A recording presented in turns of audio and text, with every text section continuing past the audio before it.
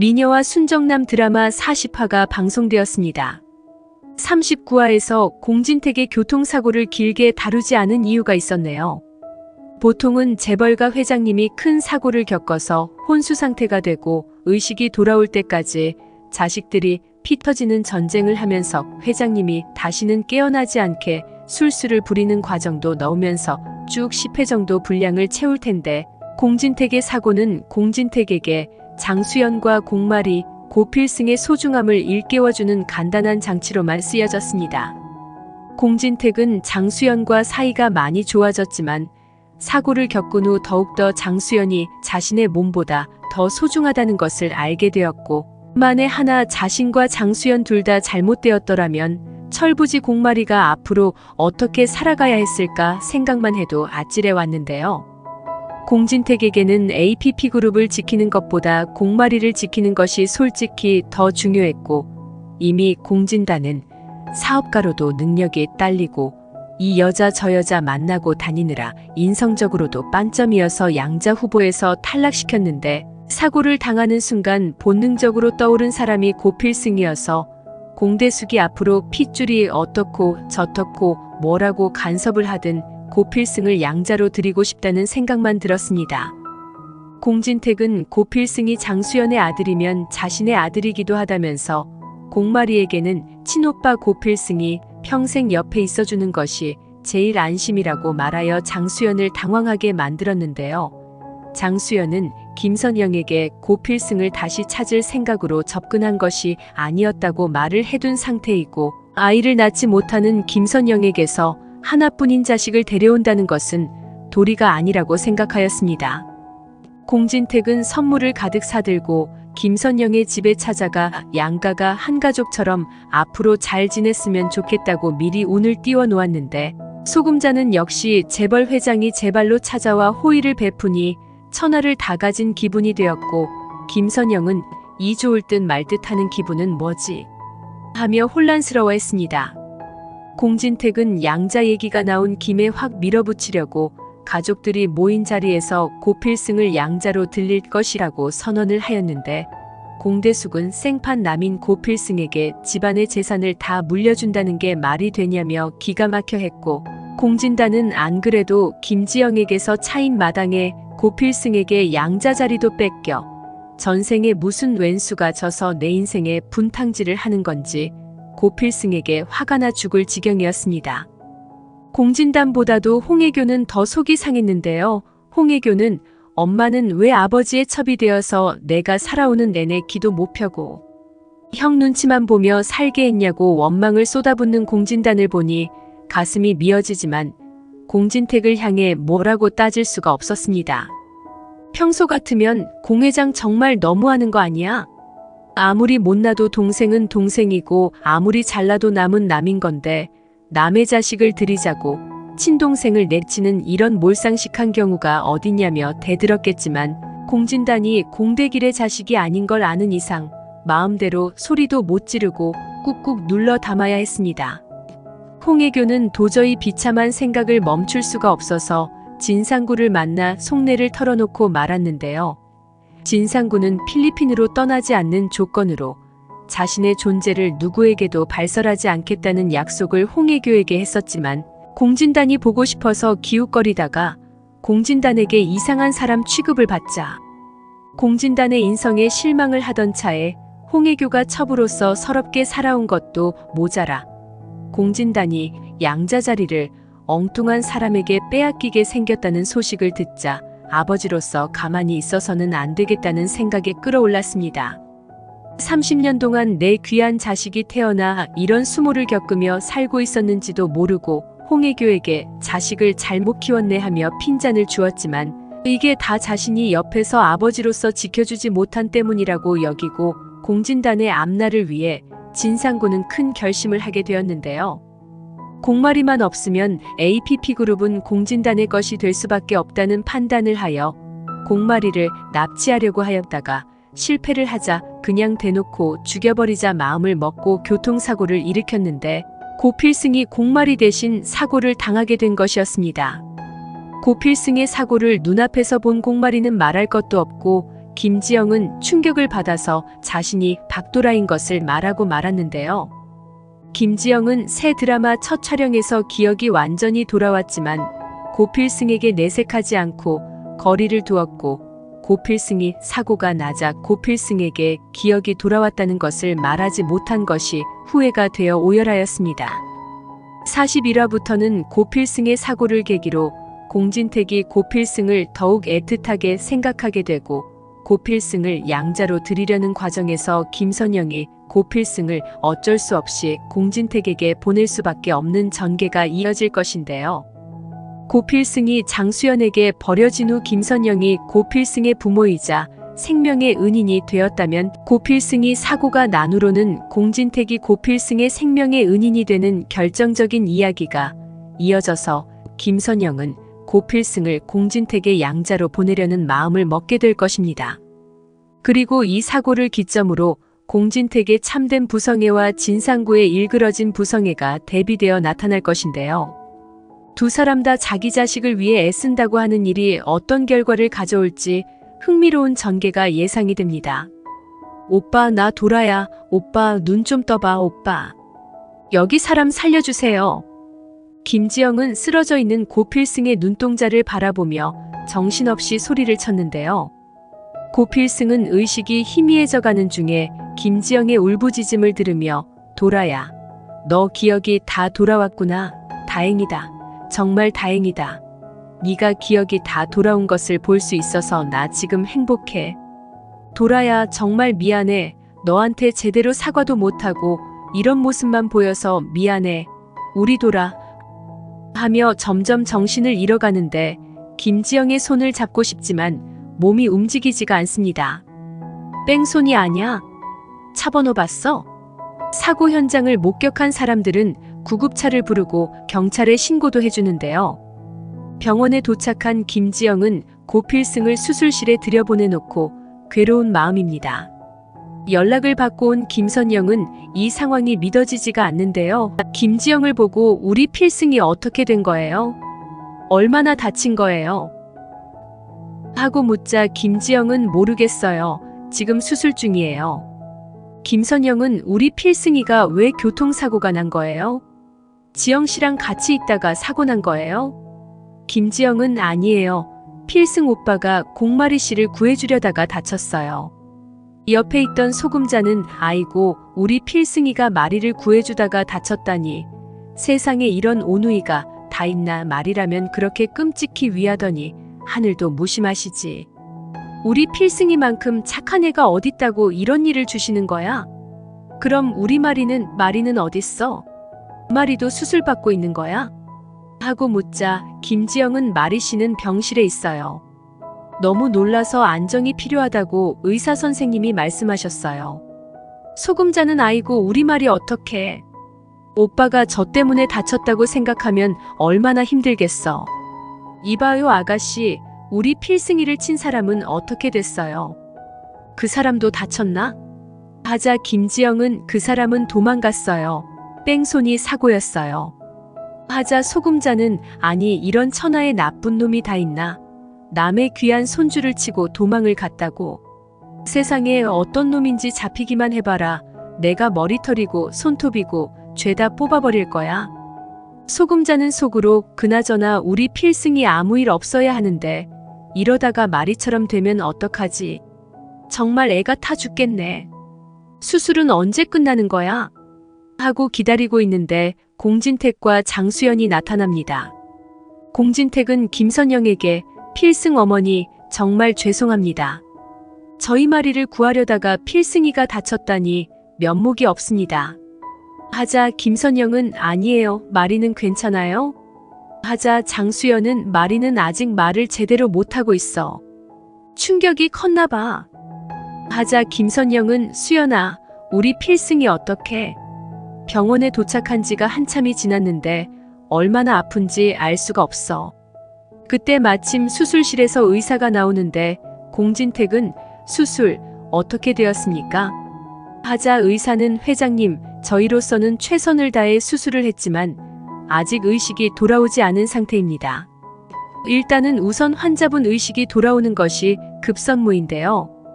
환자분은 교통사고에 의한 외상성 뇌손상을 입어서 의식이 돌아온다고 해도 사지마비나 언어장애 등 신경학적 혹은 정신적 후유증 때문에 일상생활이 어려울 수 있습니다. 김선영은 의사를 붙들고 우리 필승이가 의식이 없다니요? 왜요? 얼마나 다쳤길래 그러는 거예요? 우리 필승이는 언제 깨어나나요? 하고 울면서 매달리자 의사는 그건 뭐라고 장담드릴 수 없습니다. 일단 무의식 속에라도 환자분이 살려는 의지가 강해야 회복 속도가 빠를 것인데요. 일단 경과를 지켜봐야 할 것 같습니다. 김선영은 고필승이 의식을 언제 찾게 될지 알 수 없다는 말에 절망하고 마는데요. 소금자는 애미야, 이게 무슨 날벼락이래냐. 우리 필승이 앞으로 평생 누워 지내야 한다는 말 아니냐? 의식을 찾아도 불구로 살아가야 한다는 말인데 이를 어떻게 하면 좋냐 하며 엉엉 울었고 이 모습을 지켜보는 공진택과 장수연은 마음이 착잡하기 그지없습니다. 공진택은 고필승을 양자로 들여서 회사를 물려줄 생각이었는데 예상하지도 못한 일이 일어나자 참담한 심정이었습니다.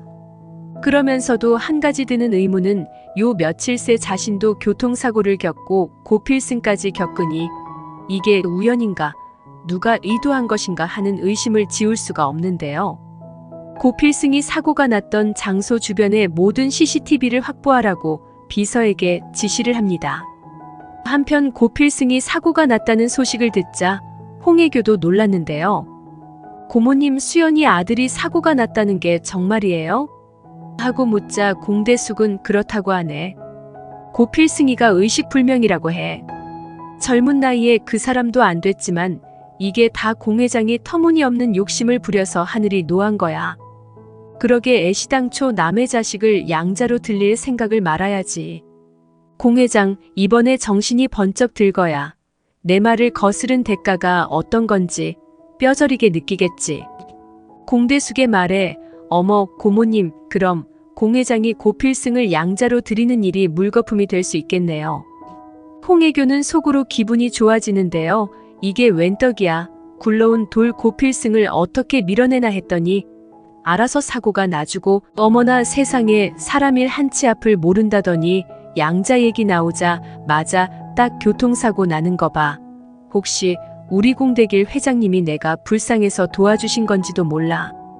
회장님 정말 고마워요. 홍혜교는 진상구를 만나 이 소식을 전하는데요. 상구씨 있잖아. 우리 집 지금 난리 났어. 진상구는 왜 난리가 났는지 뻔히 알면서 처음 듣는 것처럼 너희 집안에 무슨 일이 있는데? 하고 물었고 홍혜교는 글쎄 공 회장 하나뿐인 딸 마리가 죽을 뻔했어. 어떤 못된 놈이 뺑소니를 치고 달아났는데 하마터면 큰일 날 뻔했다니까. 지금도 어리숙한데 더 바보가 되면 어떻게 되겠어? 그래서 지금 공 회장이랑 마리 엄마가 병원에 가 있어. 하자 진상구는 그럼 그 시다른 오빠는 어떻게 됐어? 죽었어? 하자 홍혜교는 어머 상구씨 무슨 말이야? 상구씨가 고필승 사고 난 걸 어떻게 알아? 내가 아직 말 안 했잖아. 하자 진상구는 뜨끔하여 아니 내 말은 그 말이라는 애는 좀 모자른다며 모자른 애가 혼자 다니다가 사고를 당했을 리는 없고 오빠랑 같이 다니지 않았을까 추측해 본 거야. 홍혜교는 상구씨, 혹시 상구씨가 그랬어? 진상구는 무슨 말이야, 내가 그러다니. 하자 홍혜교는 내가 며칠 전에 상구씨한테 울고불고 한 말이 걸려서 그래. 상구씨가 우리 진단이 때문에 맘상해서 혹시나 실수를 한 건 아닐까 해서 말이야. 홍혜교의 말에 진상구는 애교야. 그럼 아버지가 되어가지고 자식이 그런 수모를 겪고 사는데 가만히 있는다는 건 바보천치들이나 하는 짓이야. 나 솔직히 정말 너무 화가 났었어. 내가 그런 거 맞아. 하자 홍혜교는 상구씨 그게 정말이야? 어쩌려고 그랬어. 이 일 들키면 우리 진단이 끝장나. 목격자라도 나오면 어떡할 거야? 왜 자기가 나서고 그래? 하자 진상구는 들킬 일 없어. 차량 조회해봐도 아무것도 안 나올 거야. 그러니 염려마. 내가 30년 동안 우리 진단이 위해서 아무것도 못 해줬는데 이 정도는 아무것도 아니야. 애교 말대로 난 우리 진단이가 꼭 APP그룹 회장이 되었으면 좋겠어. 그깟 양자 다 필요 없어. 홍혜교는 고필승이 다쳐도 엄청 다쳤나 봐. 의식불명이래. 나 무서워 상구씨. 진상구는 그래. 그럼 우리 진단이가 회장 될 일만 남은 거네. 걱정 마 애교야, 다 잘 될 거야. 공진단도 홍혜교에게서 고필승의 소식을 듣게 되는데 의식불명이라. 듣던 중 반가운 소식이네.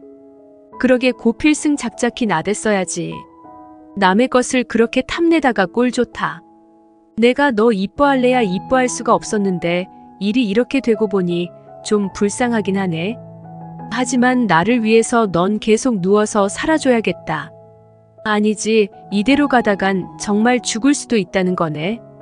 부디 그렇게만 돼줘라. 너만 없어지면 지영씨도 나한테 돌아올 거니까. 하고 술잔을 기울이며 썩소를 뿜는데요.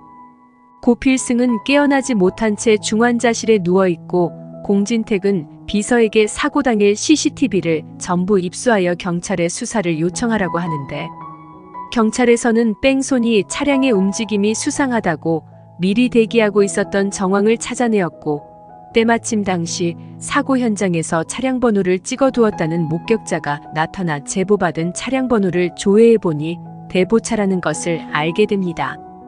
경찰에서는 공진택에게 이 사건이 누군가가 의도적으로 낸 것이라 의심이 되고 피해자들이 최근에 누군가에게 원한을 산 적은 없었는지 생각해보라고 하는데 공진택은 자신이 최근에 고필승의 양자 문제를 거론한 것이 마음에 걸립니다. 혹시 공진단 이놈이 그런 거야? 하고 의심을 품는데 병원에서 고필승이 위독하다는 연락이 옵니다. 담당 의사는 김선영의 가족에게 만약에 모르니 마음의 준비를 해두는 게 좋을 것이라는 말을 합니다.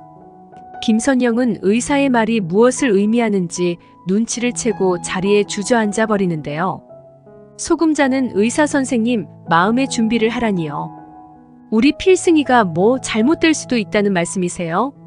아니죠, 선생님. 우리 필승이 이대로 가면 안 돼요. 우리 필승이가 얼마나 가여운 앤데 제대로 살아보지도 못하고 간다는 건 말이 안 돼요. 선생님, 우리 필승이 좀 살려주세요. 제발이요. 공진택은 눈앞이 캄캄해지는데요. 고필승이 없으면 우리 마리는 어떻게 살아가라는 건지. 마리 엄마는 얼마나 괴로워할지 상상할 수가 없습니다. 필승군 절대 선영씨 두고 가지 않을 겁니다. 제가 꼭 살려내겠습니다. 필승이는 제 아들이나 마찬가지입니다. 저도 필승이 없이는 하루도 살 수 없습니다. 우리 필승이 꼭 이겨낼 겁니다. 하고 김선영을 위로해줍니다. 고필승이 위험한 단계에 들어섰다는 얘기를 들은 홍혜교는 진상구에게 진단이가 곧 양자가 되든 회장이 되든 뭐 하나는 될 것 같다고 하는데요. 진상구는 기왕에 여기까지 온 거 빨리 매듭을 짓자 싶어서 고필승의 숨통을 끊어놓기로 결심을 합니다. 진상구는 고필승이 입원한 병원을 찾아가 간호사복을 훔쳐서 갈아입고 고필승이 있는 중환자실로 몰래 들어가는데요. 고필승은 산소호흡기에 의존한 채 아무 미동도 없이 누워 있습니다. 진상구는 네가 공 회장의 외동딸 마리에 시다른 오빠냐? 너는 네 집도 아닌데 남의 집에 들어오려고 기웃거리냐? 공 회장 양자 자리는 네가 들어갈 자리가 아니야. 거긴 내 아들 진단이 자리라고. 넌 볼 걸 넌 봐야지. 어때 누워서 미리 천국을 체험하는 기분이? 내가 너 편해지라고 또 들렀어. 하고 고필승의 산소호흡기를 건들려고 하는데 밖에서 나는 인기척 소리에 황급히 자리를 뜹니다. 병실에 들어온 사람은 김선영이었는데요. 필승아, 이렇게 계속 누워있으면 엄마는 어떻게 하란 거야? 너 수연 아줌마 생각은 안 하니? 엄마랑 34년을 같이 살았으면 네 친엄마랑도 34년 살아봐야지. 나는 이제 아무런 욕심이 없어. 너만 깨어나면 소원이 없다. 내가 보니 공 회장이 널 무척 아끼시는 것 같더라. 나는 너만 원한다면 널 수연이에게 보낼 생각이야. 나는 너 때문에 충분히 그동안 행복했으니까. 그러니 이러고 누워있지만 말고 어서 일어나줘. 고필승은 몸은 움직이지 못했지만 의식은 돌아온 상태였는데요. 김선영의 말을 듣고 있으니 손끝이 파르르 떨리며 경련이 일어납니다. 어머, 선생님 여기 좀 와보세요. 우리 필승이가 움직여요. 의사와 간호사들이 긴급히 달려왔고 고필승은 힘겹게 두 눈을 뜹니다. 엄마의 간절한 기도가 전해졌던 것인데요. 고필승은 의식을 어느 정도 회복하자 공진택에게 자신의 병실에 공진단의 아버지가 찾아왔었다고 말합니다. 뭐? 공진단의 친부라고? 이럴 수가. 진단이가 내 동생이 아니었다니. 역시 교통사고는 일부러 낸 사고가 틀림없었어. 하였고 고필승의 침대 아래쪽을 더듬어 무언가를 떼어내는데요. 내가 이럴 줄 알고 의사 선생님께 허락을 받고 도청장치를 설치해뒀다. 누가 필승이 너를 또 해치러 올 것 같아서 말이다. 하고 말합니다. 공진택은 공마리를 죽이려고 한 사람이 공진단의 친부인 것을 알아내어 공진단에게 진상구의 녹취를 들려주자 공진단은 미쳐버릴 것 같은 심정이 되었고 홍혜교를 찾아가 내 인생을 망친 건 고필승이 아니라 엄마였다고 말하며 분노를 표출합니다. 홍혜교와 공진단은 공씨 집안에서 쫓겨나고 진상구는 살인 혐의로 징역 50년을 선고받게 됩니다. 시청해주셔서 감사합니다.